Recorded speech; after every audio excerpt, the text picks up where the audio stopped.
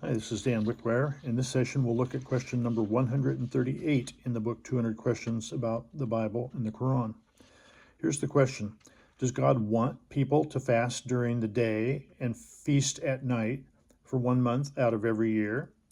The Bible would indicate no. The Qur'an says yes. This fasting for Muslims, fasting 1 month out of the year, this is the month of Ramadan. And Muslims worldwide do this, whether they're a serious Muslim or not. All Muslims are expected to fast during this month. And I'll read a couple of verses from the Quran out of Baqarah 2, 183 to 185. O you who believe, fasting is prescribed for you as it was prescribed for those who came before you. Verse 184, fast a certain number of days. But if any one of you is ill or on a journey, let him break his fast and fast the same number of days later on. 185. The month of Ramadan, in which the Quran was revealed, a guidance for mankind, a book of clear proofs of guidance and a criterion distinguishing right from wrong. Therefore, whoever of you is present in that month, let him fast. But he who is ill or on a journey shall fast the same number of days later on. Allah desires for you ease. He desires not hardship for you, and he desires that you should complete the period. So this, and there are other places in the Quran as well where this month of Ramadan, the fasting, is prescribed. In the Bible, there's not a prescribed time period for fasting. Fasting is expected, but it's not prescribed, and the reasons are a bit different as well. Isaiah 58 in the Old Testament, this is from the prophets, the Nebim,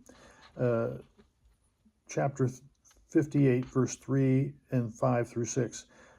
Why have we fasted, they say, and you have not seen? Why have we afflicted our souls, and you take no notice? In fact, in the day of your fast you find pleasure and exploit all your labors. Verse 5, Is it a fast that I have chosen, a day for a man to afflict his soul?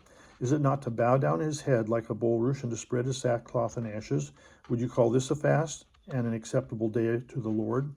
Is not the fast that I have chosen to loose the bonds of wickedness, to undo the heavy burdens, to let the oppressed go free, and that you break every yoke? So we see in this chapter that the purpose of fasting in the Old Testament is to loose the bonds of wickedness and to break every yoke. It's what we call binding and loosing. And this is what I wrote my master's thesis on at Columbia Graduate School of the Bible and Missions. It's called The Role of Prayer and Fasting in Binding and Loosing, with special reference to the problem of reaching the unreached people of the world today. This in Matthew chapter 6, verses 16 to 18, Jesus talks about fasting. Moreover, when you fast, do not be like the hypocrites with a sad countenance, for they disfigure their faces that they may appear to be fasting. Assuredly, I say to you, they have their reward. But you, when you fast, anoint your head and wash your face, so that you do not appear to men to be fasting, but to your Father who is in secret place, and your Father who sees in secret will reward you openly. So, yes, the Bible prescribes fasting, but there's not a specific time period in which it's to be done. There's not a specific month that it should be done. It's more, as Jesus said, when you fast. It's not if, but when you fast. And as the Old Testament says, it's to loose the bonds of wickedness, to undo heavy burdens, to let the oppressed go free, and that you break every yoke. So this is similar to binding and loosing, which is what I wrote my master's thesis on. And over the, I'm 74, almost 75 years old now, and over these years, ever since I was about 23 or 24 years old, I started fasting, and I have usually fasted for at least a week every year, and that's just water day and night. But I've done 7 days, I've done 10 days, I've done 15, I've done 21, I've done 30, I've even fasted 40 days, just water. And when I fasted for 40 days, I'd always wanted to do a 40-day fast, but I was waiting for the right time. And my church that I was going to, they were doing a 40-day prayer vigil to celebrate their 40th year of existence. And so I thought, well, this would be a good time to do the prayer vigil, and at the same time do fasting. But the fasting would be totally in private. Nobody would be aware of the fact that I was fasting. But I found a doctor who had done a 40-day fast, and I asked him if he would sort of tutor me or be a guardian over me to if in case anything physical came up that I needed to deal with.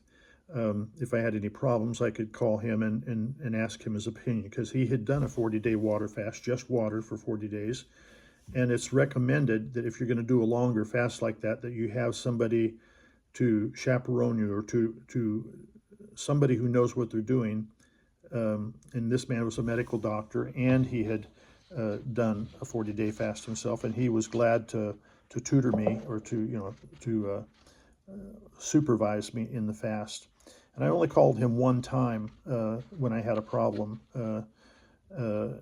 but he encouraged me to continue on in the fast, and it was a good thing.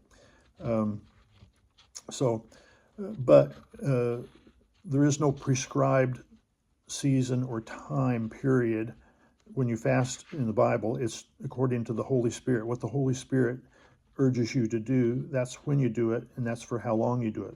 You can do it for a shorter time, a longer time, but it's up to your personal conscience and the direction that the Holy Spirit gives you in your life. The question remains this: does God want people to fast during the day and feast at night for 1 month out of every year? No, in the Bible, but yes, in the Qur'an.